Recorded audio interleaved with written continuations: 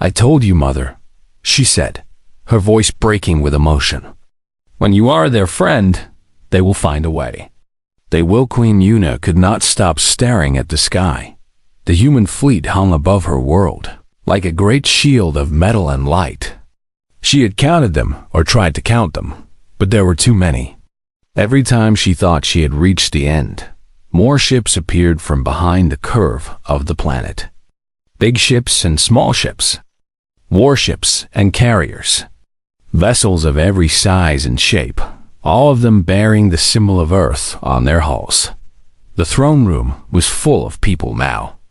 Advisors and ministers and generals, though the Sirens had not needed generals for 10,000 years, all of them talking at once. Some were crying with relief. Others were asking questions that no one could answer. How had the humans arrived so quickly? How had they built so many ships? Why had they come at all? But Queen Yuna was not listening to any of them. She was looking at her daughter. Hannah stood apart from the others, near the great window where she had been standing all night. She had not moved. She had not spoken. She simply watched the human ships with a small smile on her face, as if she were watching old friends arrive for a celebration. The queen walked slowly toward her daughter. The noise of the room seemed to fade away as she approached. When she reached Hannah's side, she stood in silence for a moment, gathering her thoughts. "I need to understand," she finally said. "I have ruled this world for 40 years. I have seen many things. I have met many species, but I have never seen anything like this." Hannah turned to look at her mother. Her eyes were soft and patient. "What do you wish to understand, Mother?" The queen gestured at the sky, at the impossible fleet that filled it. "All of this," she said. "Why did they come? What do they want from us? What did you promise them in return for their help?" Hannah's smile faded slightly. There was something sad in her expression now. "I promised them nothing," she said quietly. "That cannot be true. No one sends a fleet across the galaxy for nothing. There must be something they want. Resources? Technology? Political power?" Hannah shook her head slowly. "You have spent too many years dealing with the Galactic Council, Mother. You have forgotten that not every species thinks the way they do. Not everyone measures every action by what they can gain." She turned back to the window, looking up at the human ships. "When I lived among the humans," she said, "I learned many things about them. I learned that they are loud and messy, and sometimes they fight with each other over small things. I learned that they eat food that would poison most species in the galaxy. I learned that they sleep for a third of their lives and think nothing of it." She laughed softly at the memories. "But the most important thing I learned was this. When a human calls you their friend, they mean it in a way that most species cannot understand. To a human, friendship is not a contract. It is not an agreement of mutual benefit. It is something deeper, something that lives in their hearts and never dies." The queen frowned.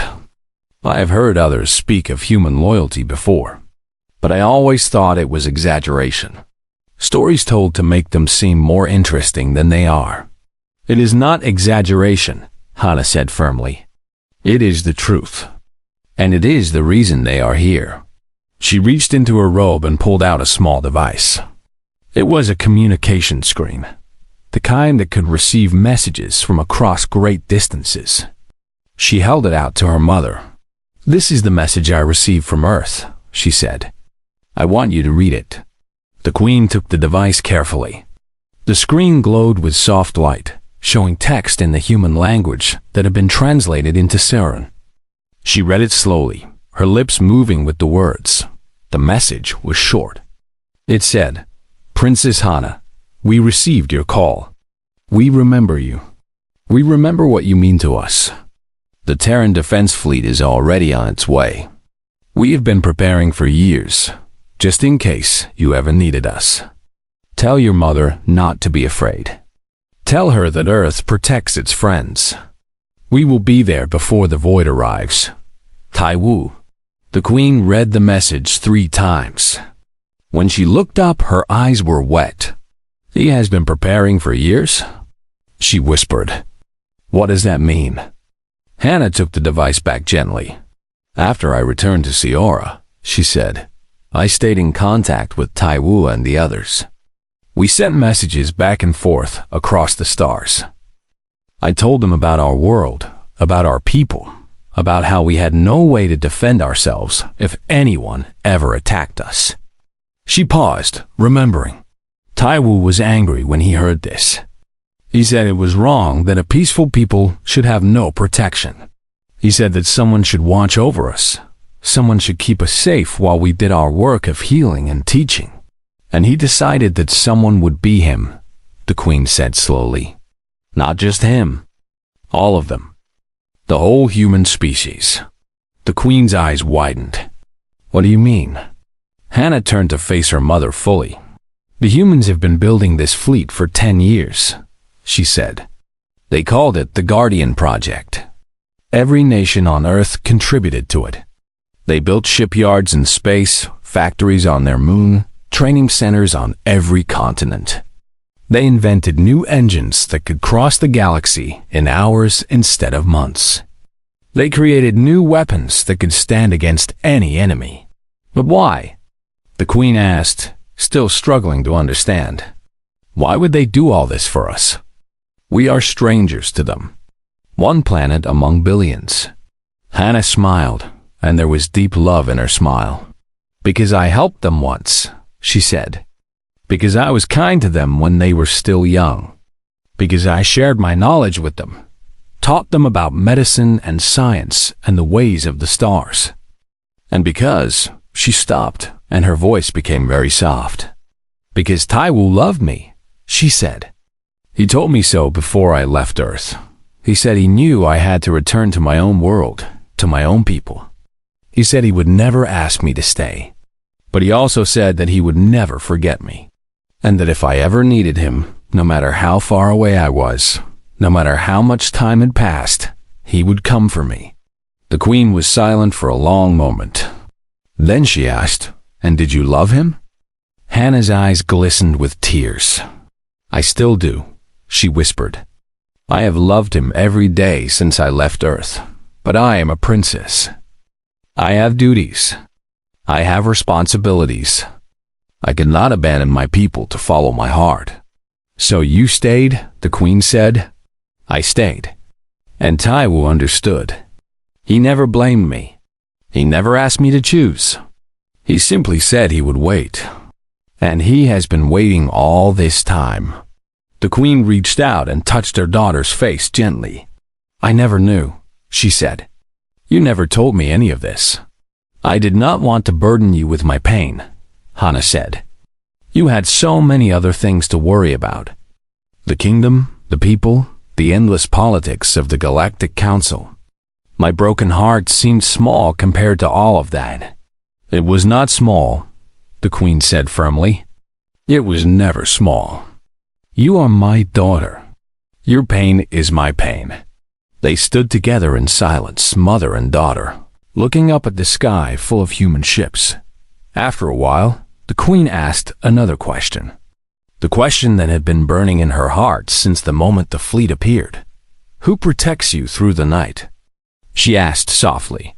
"All these years, when you sat alone in your room, looking up at the stars, who did you think would come if we ever needed help? Who did you believe in when everyone else said we were alone?" Hannah smiled through her tears. "The humans," she said. "I always believed in the humans. I knew that somewhere out there, across all the distance of space, Taiwu was building ships, training soldiers, preparing for the day when he might need to keep his promise. And now he is here. Now he is here." The queen looked at her daughter for a long moment. Then she did something she had not done since Hannah was a small child. She pulled her into her arms and held her tight. "I am sorry," she whispered into Hannah's hair. "I am sorry I did not understand. I'm sorry I did not see what you were carrying all these years." Hannah hugged her mother back, feeling the warmth of her embrace. You do not need to be sorry, she said. You are a queen. You had to think of the kingdom first. I always understood that. But I am also a mother. I should have seen your heart. They held each other for a long time, while the human ships moved silently above them. Finally, the queen pulled back and wiped her eyes. The leader of this fleet, she said. This Taiwu. I should speak with him. I should thank him for coming.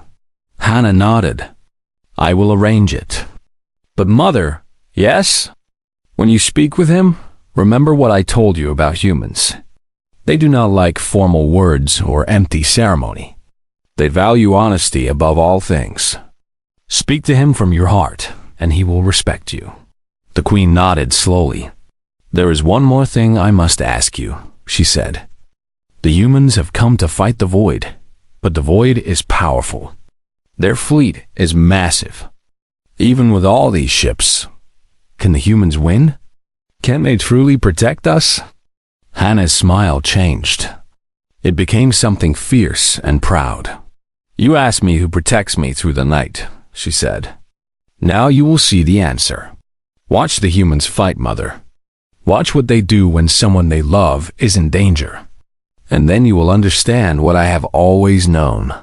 What is that? Hannah looked up at the sky, at the ships that had come across the galaxy to stand between her world and destruction. There is no force in the universe, she said, that can stop a human who is protecting someone they love.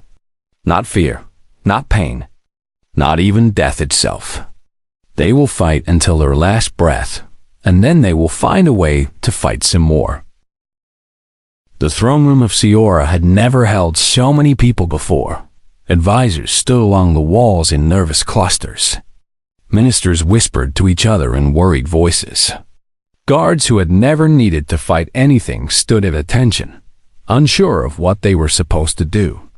And in the center of it all, Queen Yuna sat on her crystal throne, trying to look calm while her heart beat fast in her chest. They were waiting for the humans to arrive. The first meeting between two species was always important. There were rituals to follow, protocols to observe, ancient traditions that every member of the Galactic Council knew by heart. You offered gifts. You spoke formal words of greeting. You showed respect through careful gestures and measured speech. But Hannah had told her mother that humans did not care about such things. They would be confused by rituals. They would grow bored with formal words. What they wanted was honesty, directness, truth. Queen was not sure she knew how to give them that. The great doors of the throne room opened, and everyone fell silent. A group of humans walked in. There were 10 of them, all wearing the same dark uniform with the colors of Earth on their shoulders. They walked with confidence, their backs straight and their eyes moving constantly, taking in every detail of the room. At the front of the group was a man. He was tall by human standards, with black hair cut short and a face that had been weathered by time and responsibility. His eyes were dark and steady, and there was a calmness about him that seemed out of place for someone who had just traveled across the galaxy. This was Captain Taiwu. He walked up the long path toward the throne, his footsteps echoing in the silent room. When he reached the proper distance from the queen, he stopped. For a moment, he simply looked at her. Then he did something unexpected. He bowed. Not the stiff, formal bow of a diplomat, but a deep bow of genuine respect. The kind of bow a person gave when they truly honored the one before them. Queen Yuna of Siora, he said, straightening up. My name is Taiwu. I am the captain of the Terran Defense Fleet. I have come, as I promised, to help protect your world. The queen looked at this human man, this strange creature from a distant star. He was not handsome by Siren standards. His skin was too dark, too rough. His body was too thick with muscle. But there was something in his eyes that she recognized. Something she had seen in her daughter's eyes for years. It was love. Captain Taiwu, she said, her voice carefully controlled. I thank you for coming. Your arrival was unexpected. Tai Wu smiled slightly. I imagine it was. We have been preparing for this day for a long time, but we never told anyone outside Earth what we were doing. We wanted to surprise you. You have certainly succeeded. There was a moment of awkward silence. The Queen was not sure what to say next. All the formal words she had prepared seemed wrong now. They seemed empty. She remembered what Hana had told her. Speak from your heart. Captain, she said slowly, I must be honest with you. I do not understand why you are here. My daughter has told me about your history together, about the kindness she showed you when you were young. But that was many years ago. You owe us nothing. You have no reason to risk your lives for us. Tai Wu's smile faded. His expression became serious. With respect, Queen Yuna, you are wrong, he said. We have every reason to be here, and we owe you more than you know. He took a step forward. The guards along the walls shifted nervously, but the Queen raised a hand to stop them. Tell me, she said. Help me understand. Tai Wu was quiet for a moment, gathering his thoughts. When he spoke, his voice was different, softer, more personal. When I was 15 years old, he said, I found a girl in the forest near my village. She was hurt and afraid and very far from home. I had never seen anyone like her before. She was beautiful in a way I did not understand. Her skin shimmered like moonlight. Her eyes were deeper than any ocean. He paused, and the Queen saw his hands tremble slightly. I should have been afraid. I should have run away and told the adults. That is what a smart boy would have done. But something in her eyes made me stop. She looked at me, and even though she was hurt and scared, she tried to smile. She tried to make me feel safe. He shook his head slowly. I had never known such courage before. Here was this being from another world, injured and alone, and she was worried about me. She was trying to protect me from being afraid. The Queen felt tears forming in her eyes. She tried to blink them away, but they would not go. We helped her. Tai Wu continued. My friends and I, we carried her to our village. Our families took care of her. My mother sat by her bed every night, changing her bandages and singing old songs to help her sleep. When she was better, we helped her fix her ship. And when it was time for her to leave, his voice broke slightly. When it was time for her to leave, she told me that she would never forget what we had done. She said that our kindness had shown her something she had never seen before. She said that humans were special, that we had something inside us that other species did not have. What did she say we had? A voice asked. Everyone turned. Princess Hana was standing at the side door of the throne room. She had entered quietly while Tai Wu was speaking. Now she walked forward, her eyes fixed on the man before her. Tai Wu looked at her, and all the years of separation seemed to fall away. He was not a captain anymore.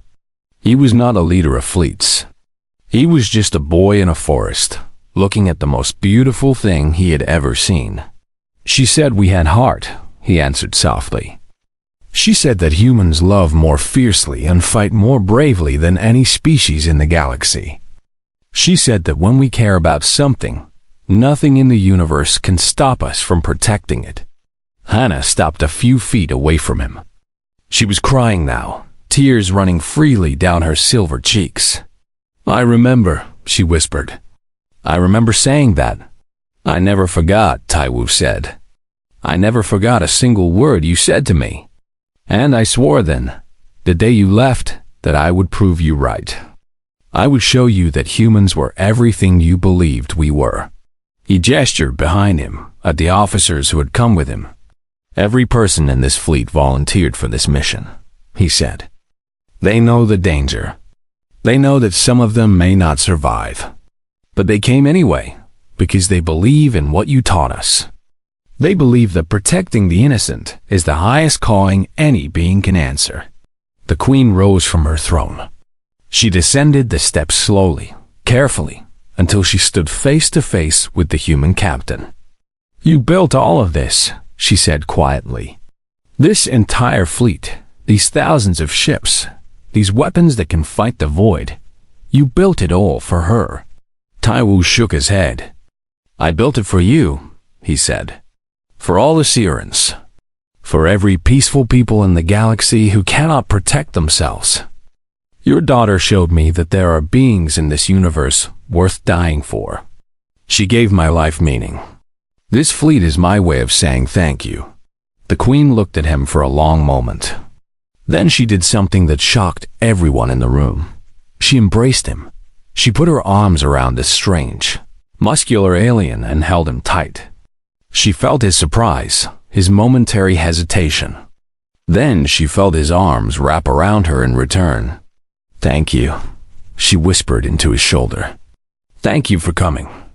Thank you for believing in us. When she pulled back, there were tears on Taiwu's face too. He wiped them away quickly, embarrassed. It is we who should thank you, he said. Your people taught us so much. Your medicine saved millions of human lives. Your science helped us reach the stars. We owe you a debt we can never fully repay. Then let us call it even, the Queen said, smiling through her tears. Let us say that we have both given each other gifts beyond measure, and leave it at that. Taiwu smiled back. It was a real smile this time, warm and genuine. I would like that, he said. There was a moment of peace in the throne room. A moment where two species, separated by vast distances of space, connected in a way that transcended words. Then the peace was broken. One of the human officers stepped forward, a communication device in her hand.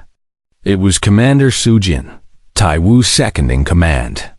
Captain, she said, her voice tight. We have a problem. Taiwu turned to her immediately, his expression shifting from warmth to focus. Report. The Void Fleet has accelerated. They are moving faster than our projections predicted. They will arrive in 6 hours, not 12. The room erupted in noise. Advisors shouted questions.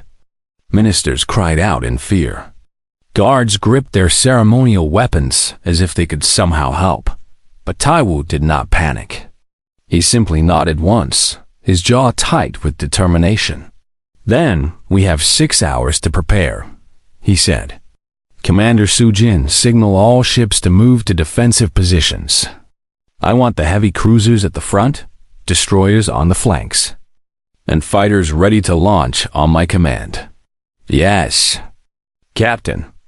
Taiwu turned back to the Queen. Your Majesty, I recommend that you move your people to the shelters. The safest place is underground, away from the surface. If any of the fighting reaches the planet, I want your people protected. The Queen nodded. It will be done. Taiwu looked at Hana. For a moment, his professional mask slipped, and she could see the fear beneath it. Not fear for himself, but fear for her. You should go with them, he said quietly. You should go somewhere safe. Hana shook her head. No, she said firmly. I am staying here. I will not hide while others fight for my people. The stars had never looked so cold. Queen Yuna stood at the great window of her palace, watching the endless black sky above her world. Her silver robes moved gently in the warm air of the throne room. Behind her, advisors spoke in worried voices. Their words mixed together like water in a river, but she heard none of them. Her eyes stayed fixed on the darkness between the stars. The planet Siora had been peaceful for 10,000 years. Her people, the Sirens, had built a civilization of art and music and knowledge. They had tall towers made of crystal that caught the light of their twin suns. They had gardens that floated in the air, filled with flowers that sang when the wind touched them. They had libraries that held the wisdom of 1,000,000 generations, but they had no weapons. They had no soldiers. They had no ships that could fight. This had never been a problem before. The Sirens were known across the galaxy as healers and teachers. They helped other species learn and grow. They shared their medicine freely with anyone who needed it. Every species in the Galactic Council respected them. Every species protected them. Until now. The Void Fleet had appeared 3 days ago at the edge of Siren space. 100 massive warships, each one bigger than a mountain. Each one filled with weapons that could turn planets to dust. The Void were a species that lived only for war. They moved from world to world, taking everything they wanted and leaving nothing behind. But ash and silence. No one knew why they had come to Siora. Perhaps they wanted the planet's rich resources. Perhaps they wanted the Siren's knowledge of medicine and science. Perhaps they simply wanted to destroy something beautiful. It did not matter why. What mattered was that they were coming. Queen Yuna had sent messages to every member of the Galactic Council. She had begged for help. She had reminded them of all the times the Sirens had helped others. She had asked them to remember their friendship. The answers had come back one by one. And each answer was the same. The Dravani were sorry, but their fleet was too far away. The Cathori wished they could help, but they feared the Void would attack their world next if they interfered. The Malaxians sent their deepest regrets, but their ships were not powerful enough to fight the Void Fleet. Everyone was sorry. Everyone wished they could help, but no one was coming.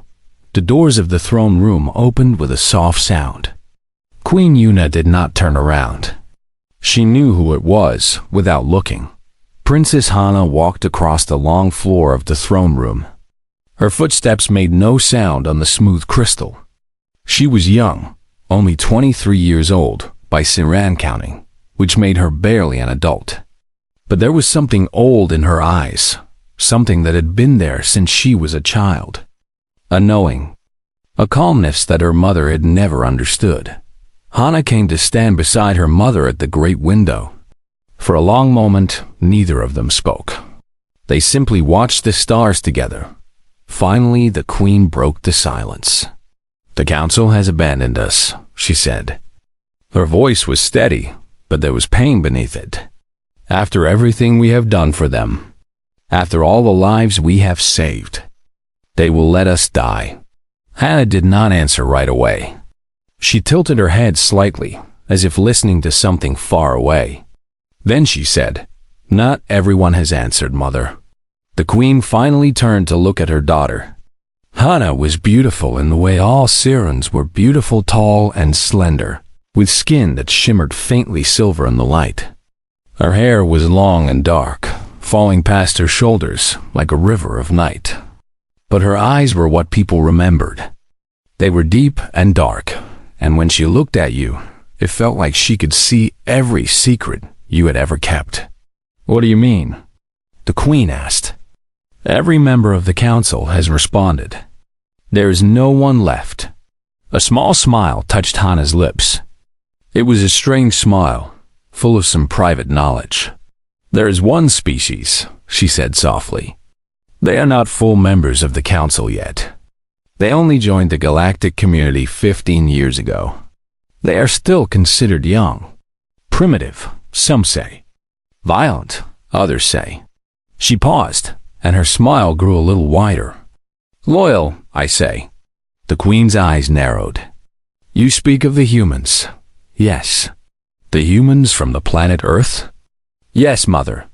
The queen shook her head slowly. "The humans cannot help us. They have barely traveled beyond their own star system.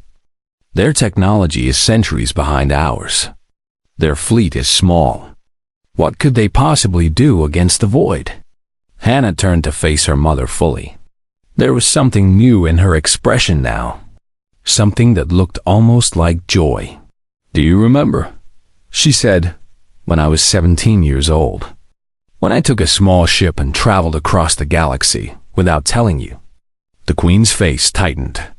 "I remember. You were gone for 2 years. I thought you were dead. When you came back, you never told me where you had been or what you had done."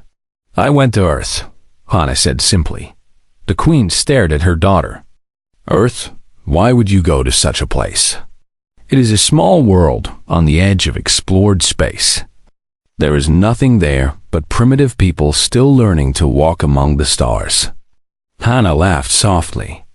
It was a warm sound, full of fondness and memory. I thought the same thing when I first arrived, she said. I had crashed my ship in a forest on one of their continents. I was hurt. My leg was broken and I was far from any help. I thought I would die there, alone and forgotten. She walked closer to the window, pressing her hand against the cool crystal. But then they found me. 3 human children, playing in the forest. They saw me, this strange silver creature from another world, and they were not afraid. They did not run away. They did not call for weapons or soldiers. Hannah's voice grew soft, and the queen could see that she was remembering something precious. The oldest one was a boy named Taiwu.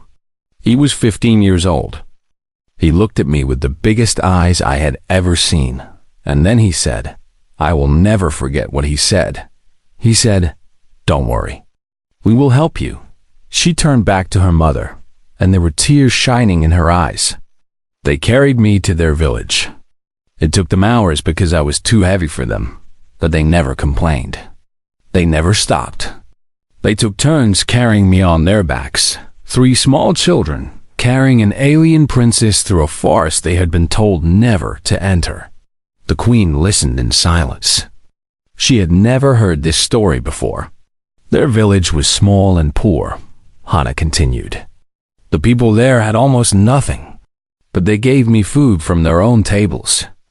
They gave me blankets from their own beds.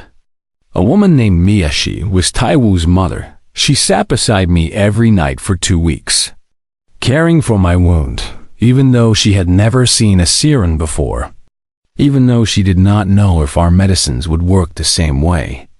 Hannah wiped her eyes with the back of her hand. When I was well enough to move, they helped me fix my ship.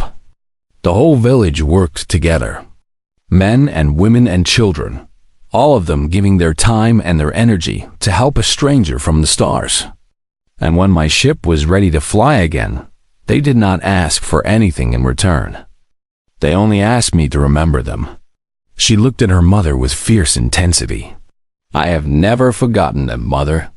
And I know in my heart that they have never forgotten me. The queen was quiet for a long time. When she finally spoke, her voice was uncertain. That was many years ago, Hannah. Those children are adults now. The galaxy has changed. Why would they risk their lives for us? Why would they send their ships to fight a battle they cannot win? Hannah smiled again, and this time her smile was full of absolute certainty. Because that is what humans do, she said. They do not measure friendship by what they can gain. They do not calculate the cost before they help someone they love. When you are their friend, they will cross galaxies for you. They will fight battles they cannot win. They will stand between you and death itself, even if it means they will die too. She took her mother's hands in her own. I sent a message to Earth 6 hours ago, she said. I told them what is happening. I told them we need help. The queen's eyes widened. You contacted them without telling me? I had to, Mother. There was no time to debate. No time for councils and discussions. And what did they say? Hannah squeezed her mother's hands gently. They said, "We are coming." The queen felt something she had not felt in 3 days. She felt hope. But Hannah, she said slowly, the human fleet is small. Their ships are slow. They are on the other side of the galaxy. Even if they left immediately, they cannot possibly arrive in time. The void will reach our planet in less than 2 days. Hannah released her mother's hands and walked back to the window. She looked up at the cold stars, and her smile grew into something bright and wild. You do not understand humans, Mother, she said. When someone they love is in danger, there is nothing in the universe that can stop them. Not distance, not time, not even the laws of physics. As if her words had summoned it, there was a flash of light in the sky. Then another. Then 100 more. The queen rushed to the window, Her heart pounding in her chest. Ships were appearing in the sky above Siora. Human ships.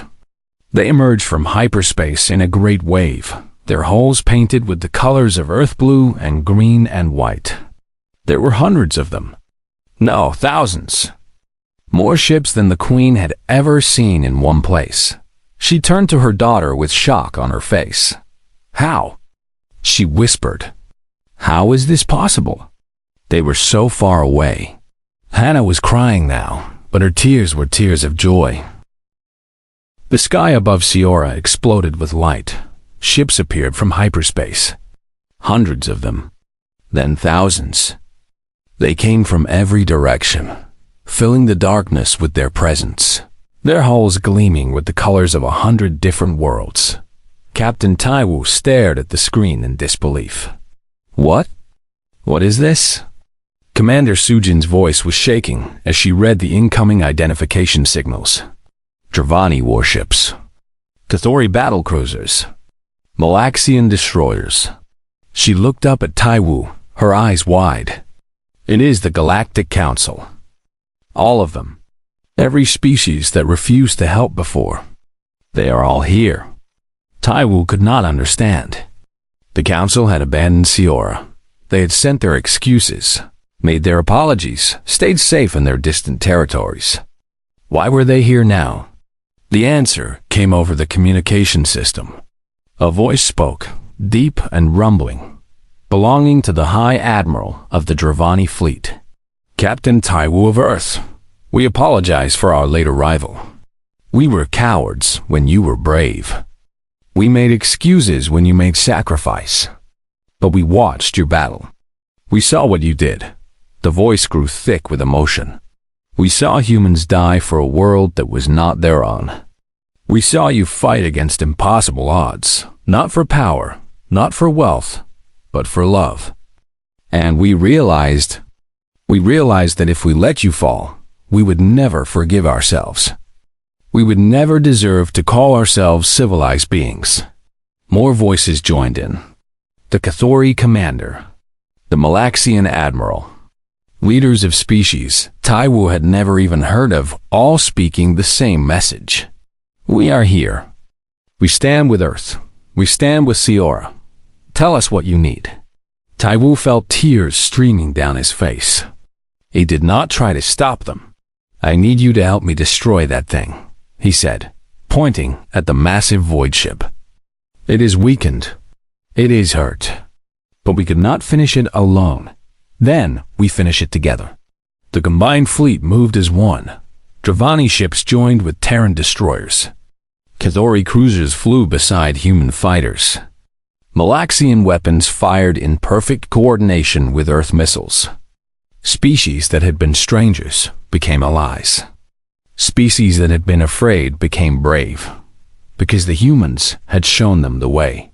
The massive void ship tried to fight back.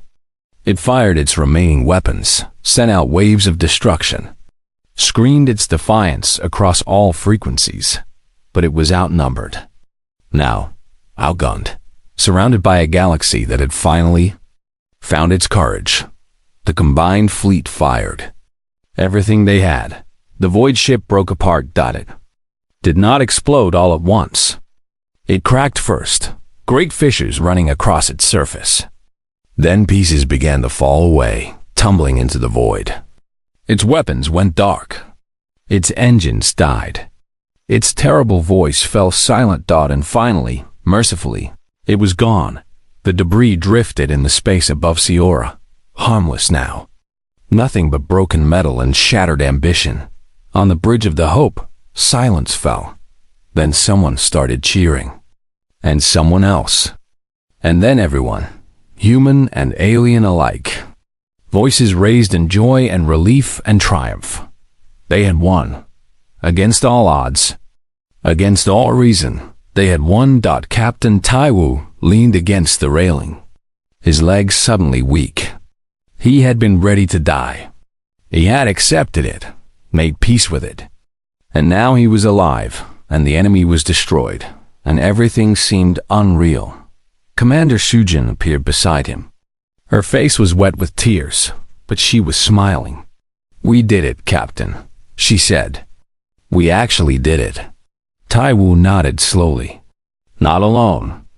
We could not have done it alone." "No, but we started it. We showed them what was possible." "That is worth something?" He looked out at the mixed fleet, at all the different ships floating together in peace. The Galactic Council had been fractured and selfish for centuries. Today, for the first time in memory, they had acted as one, because humans had shown them how. "I need to go to the surface," Taiwu said suddenly. "I need to see her." Sujin smiled knowingly. "Go. I will handle things here." A shuttle carried Taiwu down to Siora. He barely noticed the journey. His heart was pounding, his mind was spinning, and all he could think about was Hannah Dodd. Was she safe? Was she hurt? What would he say to her? The shuttle landed in front of the great palace. The doors opened, and Taiwu stepped out onto alien soil for the first time. The world was beautiful. The air was sweet. The twin suns were setting, painting the sky in shades of purple and gold. Crystal towers rose all around him, catching the light and throwing it back in 1,000 colors. But he saw none of it. He saw only her. Princess Hannah stood at the entrance of the palace, waiting for him. She was wearing a simple white dress that flowed around her like water. Her silver skin glowed in the sunset light. Her dark eyes were fixed on his face. He walked toward her. She walked toward him. They met in the middle. For a long moment, they simply stood there, looking at each other. 10 years of separation. 10 years of longing. 10 years of hoping and waiting and loving from afar. Then Hannah spoke. "You came back," she said. Her voice was barely a whisper. "You promised you would come back, and you did." Taiwu reached out and touched her face gently.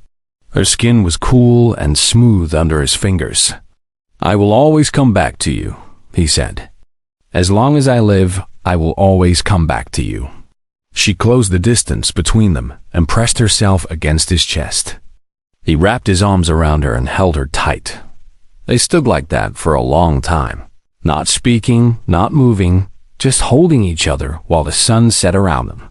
Finally, they pulled apart. Hannah looked up at him with tears in her eyes, but she was smiling. "My mother wants to meet you properly," she said. "She has many questions." Taiwu laughed softly. "I imagine she does. She also wants to thank you. All the Sirens want to thank you and your people. We did not do it for thanks." "I know. That is why they want to thank you even more." She took his hand and led him into the palace. The great halls were full of people now, Sirens and humans and representatives from every species in the council. Everyone wanted to see the man who had started it all. Everyone wanted to meet the human captain, who had changed everything. Queen Yuna stood at the front of the throne room. When she saw Taiwu and Hannah enter together, hand in hand, she smiled. It was a real smile, warm and genuine, nothing like the formal expression she had worn before. She descended from her throne and walked to meet them. "Captain Taiwu," she said, "there are no words to express what I feel. You have saved my world. You have saved my people. You have given us a future we did not believe we would have." Taiwu bowed his head respectfully. "It was not just me, Your Majesty. It was every human who came to fight. And it was every member of the council who found their courage in the end. But you started it. You showed them the way." The queen paused, and her expression became thoughtful.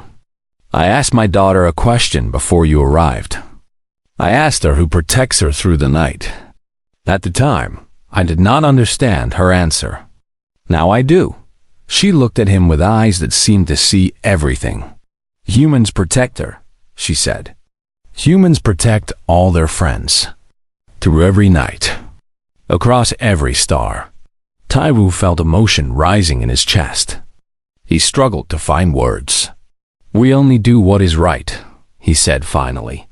"We only protect those who cannot protect themselves. Is that not what every species should do?" The queen shook her head slowly. It should be, she said. But until today, it was not. The council spoke of unity and cooperation, but when the moment of truth came, they hid. They made excuses. They let fear rule them. She reached out and took his hand. You have changed that. You have shown them what courage looks like. You have reminded them what it means to stand for something greater than themselves. The galaxy will never be the same because of what you did today. Around the throne room, voices murmured in agreement. Representatives from every species nodded their heads. The humans had taught them something they had forgotten. Something important. That love is stronger than fear. That protecting others is more important than protecting yourself. That the measure of a species is not what they can gain, but what they are willing to give. Queen Yuna released Taiwu's hand and turned to face the assembled crowd. Today marks a new beginning, she announced. Today, the Galactic Council is reborn. Not as a group of frightened species hiding behind treaties and protocols, but as a true alliance. An alliance that stands together. An alliance that protects the innocent. An alliance led by the example of humanity. She turned back to Taiwu and Hana. And it is only fitting that this new alliance be sealed by something more than words. She smiled at her. Daughter, Princess Hana has loved this human for 10 years. She has carried that love across the vastness of space, never letting it fade, never letting it die. And he has loved her back, building fleets and training armies just to keep her safe. Her eyes sparkled with warmth. I think it is time they stopped being apart. Hannah's breath caught in her throat. She looked at her mother with wide eyes. Mother, do you mean? I mean that if you wish to marry this human, you have my blessing. More than my blessing, my joy.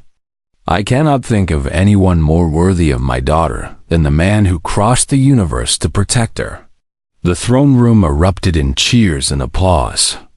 Humans and aliens alike celebrated the news, their voices mixing together in a sound of pure happiness. Taiwu turned to Hana. His heart was pounding so hard he could barely breathe. Hana, he said, his voice shaking. I have loved you since I was 15 years old. I have loved you through every year of separation, every night.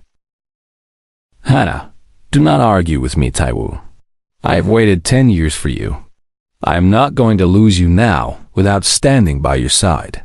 They looked at each old void fleet came out of darkness like a wave of death. 100 ships, each one the size of a mountain, each one covered in weapons that glowed with terrible light. They moved through space in perfect formation, silent and unstoppable. For 1,000 years, no species had been able to stand against them. They had destroyed worlds without number, turned civilizations to ash, left nothing behind but silence and sorrow. They expected this to be easy. Captain Taiwu stood on the bridge of his flagship, the ship named Hope. It was a name some of his officers had thought was too soft, too gentle for a warship, but Taiwu had insisted on it. Hope was what they were fighting for.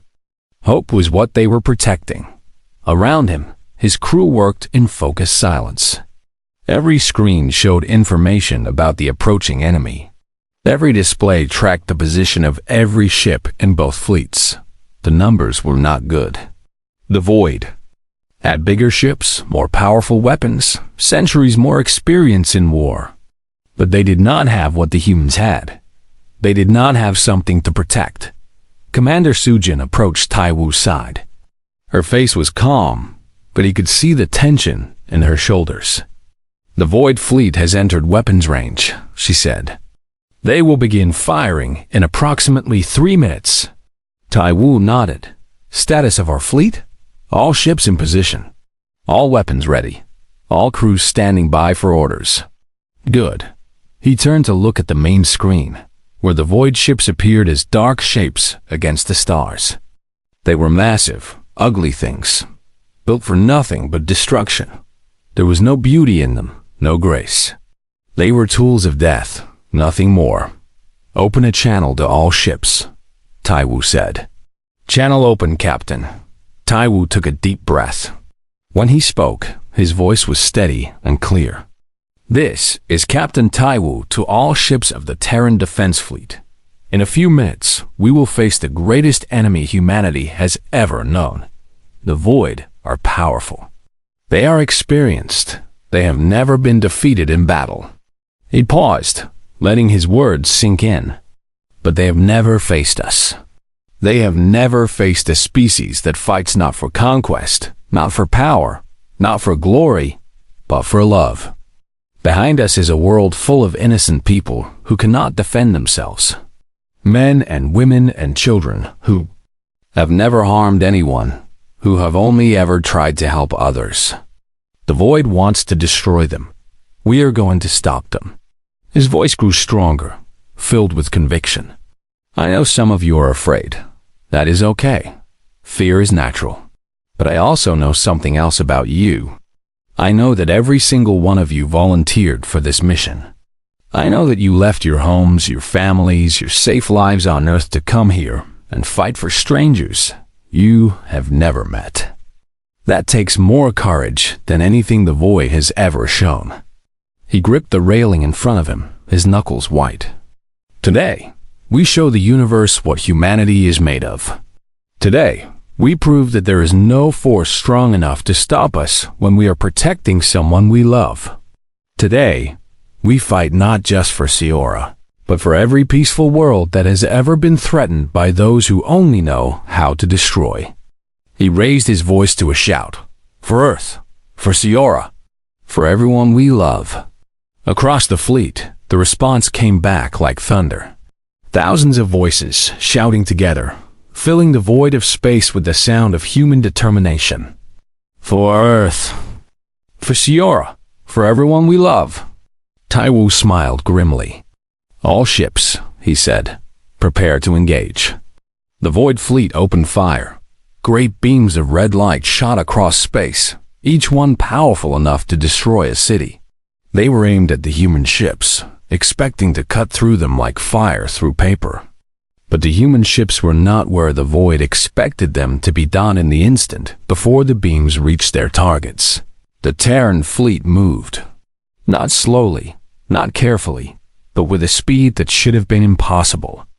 The ships scattered in all directions, then came back together in a new formation, passing through the spaces between the Void beams like water flowing around stones.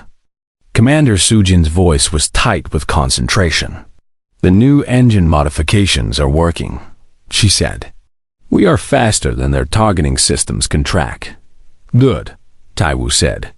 "Now let us show them what we can do. All forward batteries, fire at will." The human ships returned fire. Their weapons were different from the Void's. Instead of massive beams, they fired thousands of smaller projectiles, each one moving at incredible speed. The projectiles were smart, able to change direction in flight, able to find weak points in enemy armor, able to work together like a swarm of angry insects. The first wave of projectiles hit the lead Void ship. For a moment, nothing seemed to happen. Then explosions blossomed across its hull, one after another, tearing through armor that had never been breached before. The Void ship did not explode, but it stopped firing. Its lights flickered. It began to drift. On the bridge of the Hope, cheers erupted. But Taiwu held up his hand for silence. "That was one ship," he said. "There are 99 more. Stay focused." The battle began in earnest. The Void had been surprised by the first attack, but they adapted quickly. They changed their formation, spreading out to make themselves harder targets. They increased the power of their weapons, trying to overwhelm the human ships with sheer firepower. But the humans adapted too. Captain Taiwu had spent 10 years studying every record of Void battles he could find. He knew how they fought. He knew their strategies and tactics. And he had developed counters for all of them when the Void spread out. He ordered his ships to form into small groups, each one attacking a single enemy vessel from multiple directions at once. When the Void increased their firepower, he had his ships rotate positions constantly, never giving the enemy a stable target. The battle raged across the space above Siora. Weapons flashed like lightning. Ships burned and died. The void of space filled with the debris of war. But slowly, impossibly, the humans were winning. One by one, void ships fell silent. Their weapons stopped firing. Their engines died. Some exploded in massive bursts of light. Others simply drifted away, broken and useless. On the planet below, Princess Hana watched through the great window of the throne room. Her mother stood beside her, gripping her hand so tight it hurt. "They are doing it," the queen whispered. "They are actually doing it." Hana did not answer. Her eyes were fixed on the sky, trying to find one particular ship among all the others. The hope dot she could not see it clearly. There was too much chaos, too much fire, too much movement. But she knew Taiwu was up there somewhere, fighting for her, risking his life for her people. "Please," she thought. "Please come back to me, Dot, in the middle of the battle." Something changed. The Void Fleet, which had been fighting as individual ships, suddenly stopped. For a long moment, they simply hung in space, not firing, not moving. Then they began to come together, forming into a single massive cluster. Commander Sujin's voice was sharp with concern. "Captain, the enemy is concentrating their forces. All remaining ships are moving to a single location." Taiwu's eyes narrowed. What are they doing? Unknown. But their power readings are increasing. They seem to be combining somehow. On the main screen, the void ships merged. It was not like anything anyone had ever seen before. The ships flowed together like liquid metal, their hulls joining, their weapons fusing, their engines combining into something new. What emerged from this merging was a nightmare. A single ship. Bigger than anything that have ever flown through space. Bigger than a planet. Bigger than anything should be. It was covered in thousands of weapons, all of them glowing with deadly power. Taiwu felt his blood run cold. "All ships, fall back," he ordered. "Form a defensive line between that thing and the planet." The human fleet obeyed, moving into position between the monster and Siora. But looking at the size of the enemy, looking at the power radiating from its countless weapons, doubt crept into Taiwu's heart. Could they stop this thing? Could anyone stop this thing? The massive void ship spoke. Its voice boomed across all frequencies, filling every ship in both fleets. "Humans, you have fought well, better than any species we have faced. But IT is over now. Surrender, and we will make your deaths quick. Resist, and we will destroy your world along with this one." Taiwu listened to the voice. He felt the fear it was trying to create. He saw the despair on the faces of his crew. Then he laughed. It was not a loud laugh, not a crazy laugh. It was a quiet laugh of genuine amusement. "Captain?" Sujin asked, confused. Taiwu shook his head, still smiling. "They do not understand," he said. "After all this fighting, after seeing everything we have done, they still do not understand." He reached for the communication controls and opened a channel to the void ship. "This is Captain Taiwu of the Terran Defense Fleet," he said. "I have a message for you." He paused, and when he spoke again, his voice was cold and hard. "Humans do not surrender. Not when someone we love is behind us. Not when there are innocent people counting on us. You can build a ship the size of a star. You can threaten us with death and destruction. It does not matter. We will keep fighting until every last one of us is dead. And even then, our ghosts will haunt you." He leaned forward, his eyes blazing. "You have made a terrible mistake coming here. You have made an enemy of humanity. And we do not forgive. We do not forget. We do not stop." He cut the communication. "All ships," he sighed.